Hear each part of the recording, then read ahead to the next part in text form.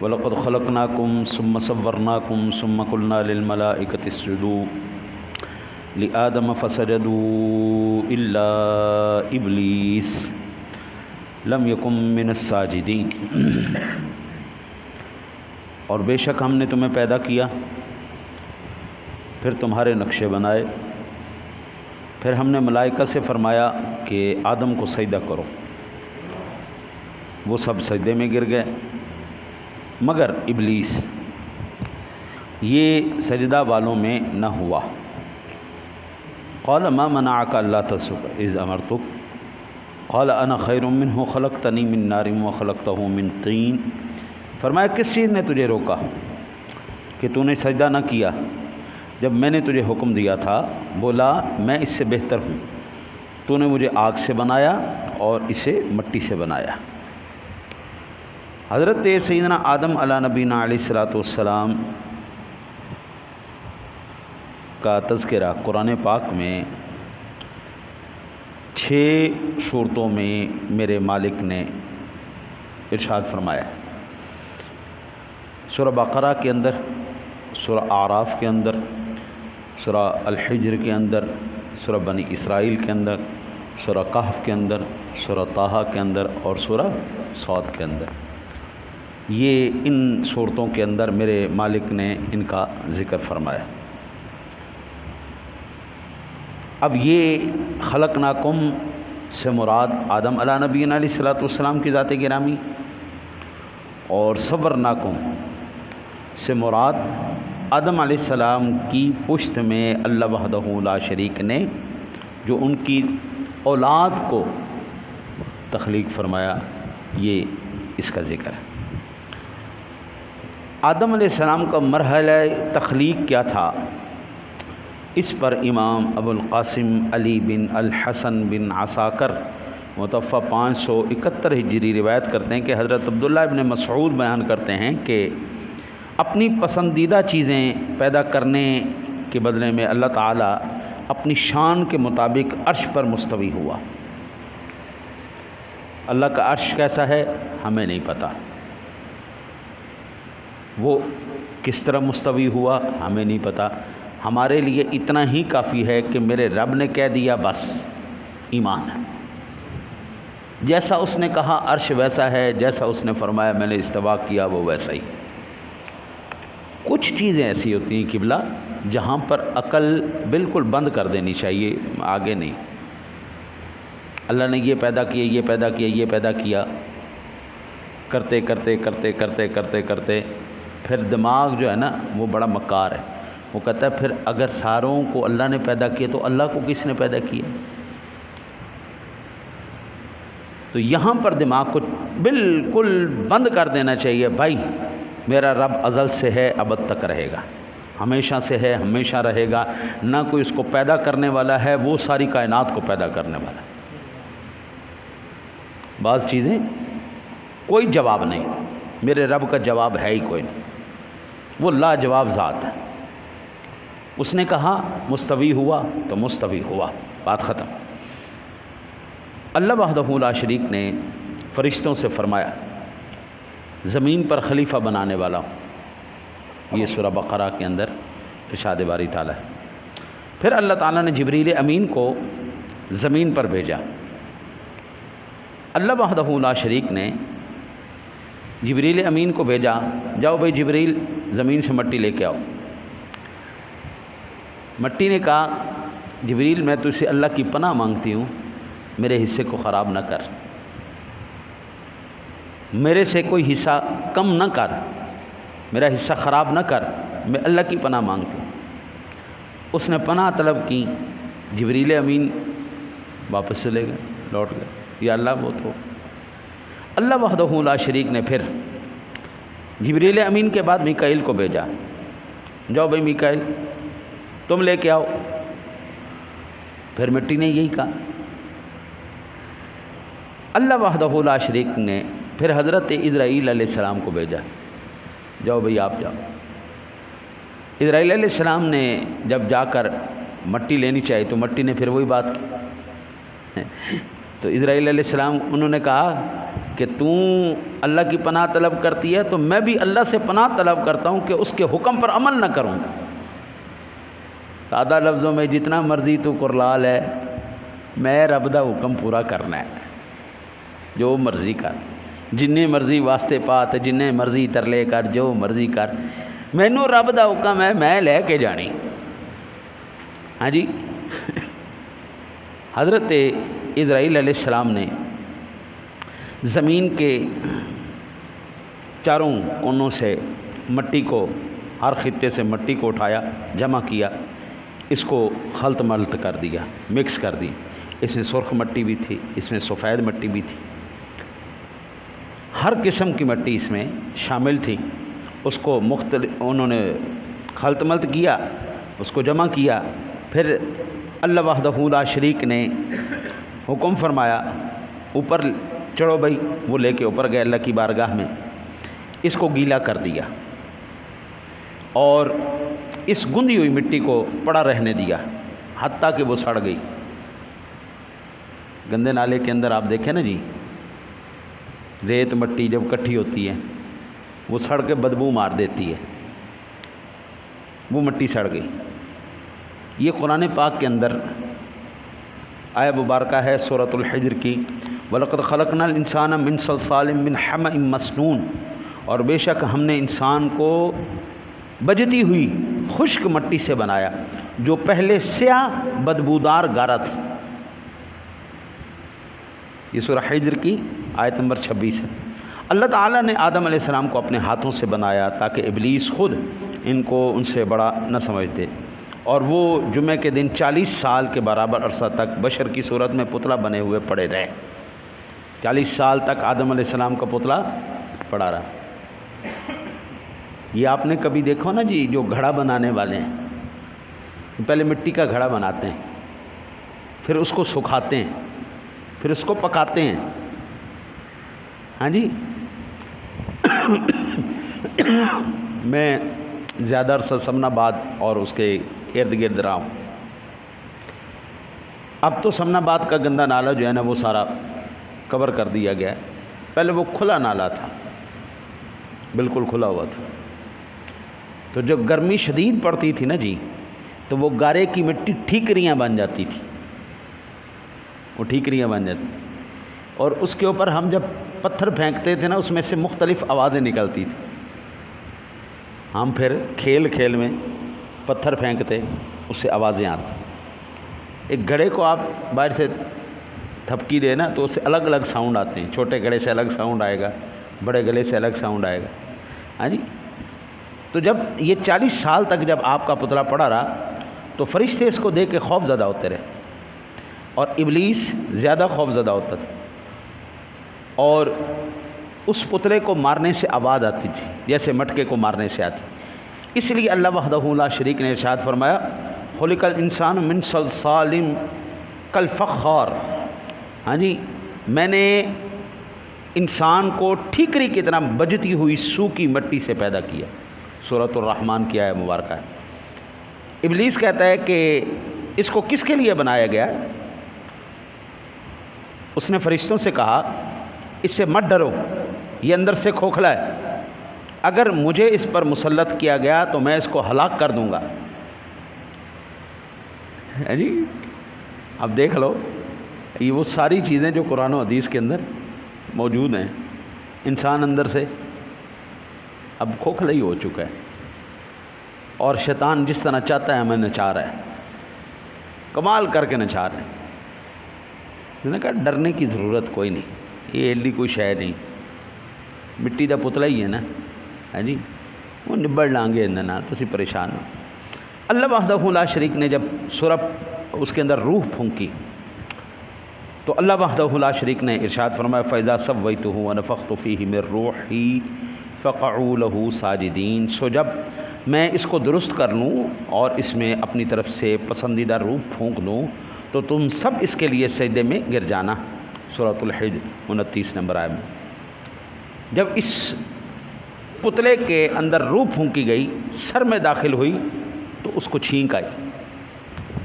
فرشتوں نے اس سے کہا کہو الحمدللہ، انہوں نے کہا الحمدللہ۔ جب روح آنکھوں میں داخل ہوئی، پہلے سب سے پہلے روح سر میں داخل ہوئی، پھر آنکھوں میں، اور جیسے ہی آنکھوں میں داخل ہوئی تو سیدھی نظر جنت کے پھلوں پر گئی۔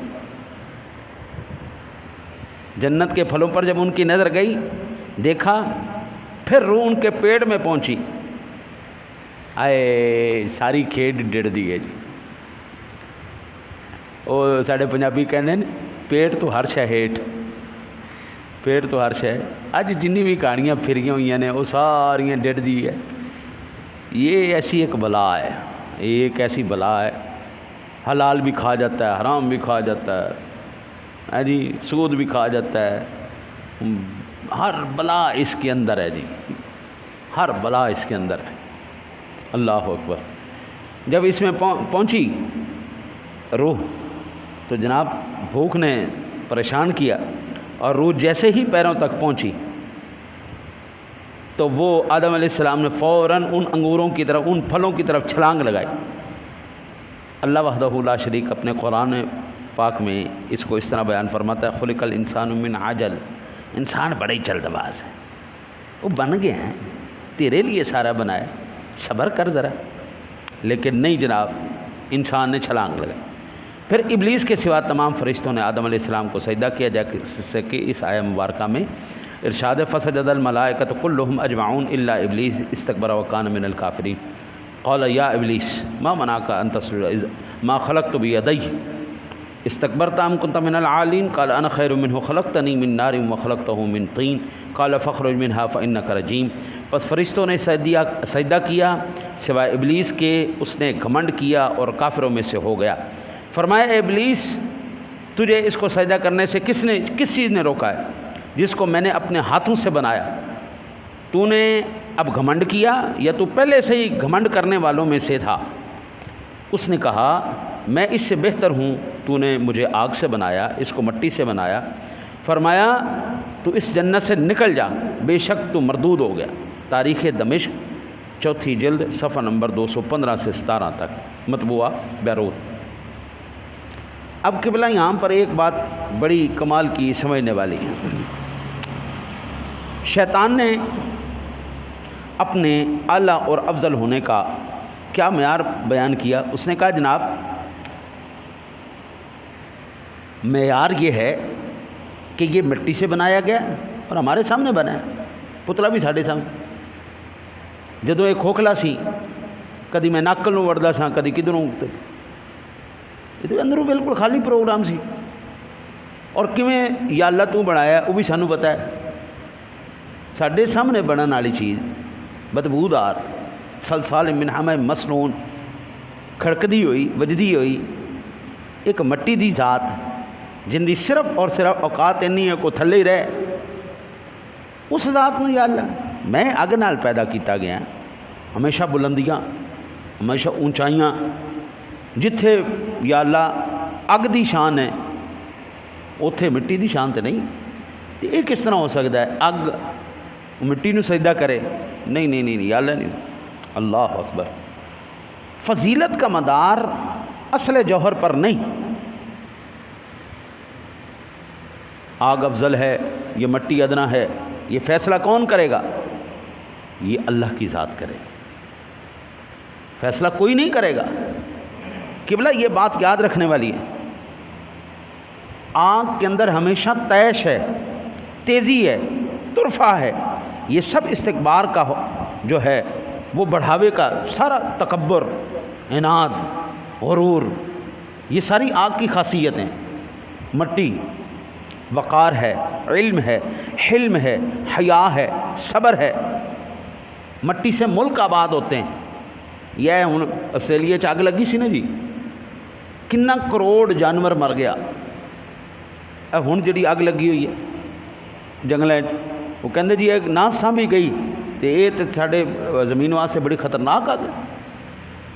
آگ صرف تباہی، تکبر، فنا، ان چیزوں کی طرف جاتی ہے۔ باقی حضرت جی جتنی ہوئی جو مرضی ہو جائے، سعادت ہو یا شقاوت ہو، یہ فیصلہ میرا رب کرے گا کون سعید ہے کون شقی ہے، ختم ہوگی بات۔ جب اللہ نے فیصلہ کر دیا میں نے اس کو فضیلت دی ہے تو دی ہے۔ مجھے ایمان سے بتائیں، نبی اکرم صلی اللہ علیہ وسلم کی ذات گرامی نے ہمیں بت پرستی سے پیچھے کیا ہے، اس کو شرک قرار دیا ہے، اس کو ختم کیا ہے کہ اس کو بڑھاوا دیا ہے؟ بت پرستی سے ہمیں منع کیا گیا نا جی۔ اگر کوئی پتھر سامنے رکھ کے میں ادھر سجدہ کرنا شروع کر دوں، حضرت جی یہ شرک ہوگا کہ یہ توحید ہوگی؟ شرک ہے نا جی۔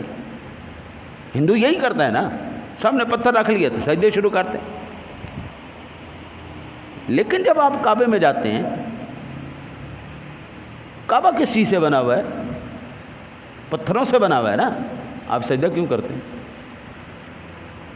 اور جو طواف کرتے ہیں، عمرہ کرتے ہیں، 2 نفل تو لازمی ہے نا مقام ابراہیم پر، وہ کیا ہے؟ وہ پتھر نہیں۔ تو یہاں پر ہم اپنی عقلوں کو کر دیں گے جی بند، یہاں پہ کوئی سوال نہیں۔ ہم نہ سجدہ کعبے کو کرتے ہیں، نہ سجدہ ہم مقام ابراہیم کو کرتے ہیں۔ ہم وہاں پر کھڑے ہو کر بھی سجدہ اللہ کو کرتے ہیں، وہاں کھڑے ہو کر بھی سجدہ اللہ کو کرتے ہیں۔ یہ صرف جہتیں مقرر کر دی گئی ہیں، سمتیں مقرر کر دی گئی ہیں کہ یہ سمت ہونی چاہیے، ادھر سجدہ ہونا چاہیے۔ اب ہم سے رب چاہے وہ بیت المقدس میں کروا دے، ادھر رخ پھیروا دے، تو چاہے کعبے کی طرف کروا دے۔ رب سونے نے کہا کوئی چیز کو بھی عبادت سمجھ کے کرنا، کوئی بھی فعل، پہاڑاں دے اتنے بندہ ایویں بجن لگ جائے، یہ شرک ہے۔ لیکن جب حکم ربی آ گیا صفا مروہ پہ دوڑنا ہے، اب یہ عبادت ہو جائے گی۔ اب بھائی جان آپ کعبے کی طرف سے منہ ہٹا کے عبادت کریں گے قصدن، آپ کی عبادت ہی نہیں۔ اب مقام ابراہیم حجر اسود کو چومنا، بوسہ دینا، پتھروں کو چومنا تو شرک ہے۔ لیکن جب رسول اللہ صلی اللہ علیہ وسلم نے یہ عمل کر دیا، اب یہ توحید ہو گئی، اب یہ عین توحید ہے۔ یہاں پر عقلوں کو ہم کر دیں گے بند، یہاں پر کوئی عقلی پچر نہیں لگایا جائے گا، کوئی استدلال نہیں کیا جائے گا۔ جب نص موجود ہو پھر قیاس کرنا، یہ شرک ہے، یہ کفر ہے۔ میرے رب نے کہا ہے کعبے کی طرف منہ کر کے سجدہ کرنا ہے تو ہم ادھر ہی منہ کر کے سجدہ کریں۔ حضرت جی یہ مسجد ہم اگر ادھر قبلہ رکھ کے کرتے زبردست نہیں ہو جانا سی کام، لیکن کیوں جی؟ اللہ دے رسول دا حکم ہے، اللہ دا حکم ہے۔ جب اللہ اور اس کے رسول کا حکم آ گیا بات ختم ہو گئی۔ وہاں پر ہمیں حضرت جی عقلی یہ مسائل میں سب سے پہلے شیطان نے جو ہے وہ ہمیں راغب کیا۔ اب قرآن بتا رہا ہے کتنا سیاںا ہے، رب نو دلیلاں دے رہے جی، وہ اللہ کو دلیلیں دے رہا ہے۔ قال انا خیر منہ خلق، میں بہتر ہوں جی، مجھے آگ سے تو نے پیدا کیا۔ نہ اللہ نہ اس کا رسول، یہ 2 ایسی ہستیاں ہیں کائنات میں جن کو کوئی سکھایا نہیں جا سکتا۔ یہ کائنات کو سب کچھ سکھائیں گے، یا اللہ سکھائے گا یا اس کا رسول سکھائے گا۔ ہم نہ اللہ کو سکھا سکتے ہیں نہ رسول اللہ کو سکھا سکتے ہیں۔ جناب اینج نہیں اینج کر لو۔ رات کو ایک جگہ پہ بیٹھے تو یہ ایسی بڑی جو ہے اہم ترین گفتگو وہ چھڑ پڑی۔ یار اکثر ہماری زبانوں سے نکلتا ہے رب اینج کر دینا نہ بڑا کمال ہو، اینج رب نو نہیں سی کرنا چاہیے۔ میں نے کہا یہ کلمہ کفریہ ہے، یہ کلمہ کفریہ، اللہ نو اینج نہیں کرنا چاہیے، اینج کرنا چاہیے۔ ایندا مطلب ہے تو سیاںا ہے رب نو نہیں پتا۔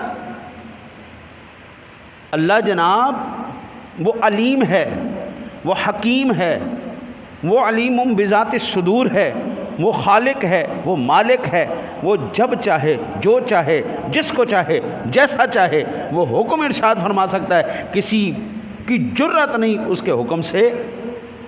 2 چیزیں ہیں جی، صرف ایک انسان تے ایک جن، ایک ایسی لانتی چیزیں نے جو اپنی آئی تے آ جان تے رب کہندا ہے گندے قطرے دی پیدائش،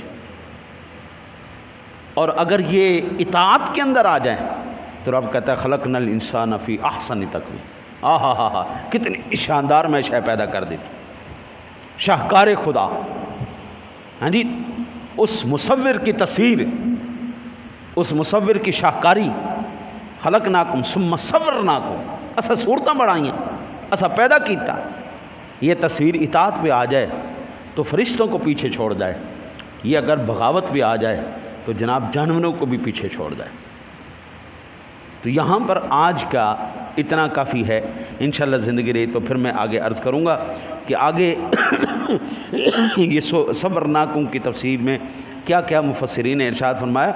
آج کا ایک ہی پیغام، جس وقت اللہ اور اس کے رسول کا پیغام آ جائے، حکم آ جائے، وہاں پر عقلوں کو بند کر دیا جائے گا، آنکھیں بند کر کے اس پہ عمل کیا جائے گا. میری بات آپ مانیں نہ مانیں کوئی فرق نہیں پڑتا، میری بات آپ مانیں نہ مانیں کوئی فرق نہیں پڑتا، لیکن جب اللہ کی نہیں مانیں گے نا جناب پھر بہت فرق پڑے گا. رسول اللہ کی جب نہیں مانیں گے پھر جناب بہت فرق پڑے گا. ہاں جی، پھر میرے بھائی یہ یاد رکھیں، یہ نظام، یہ تمام معاملات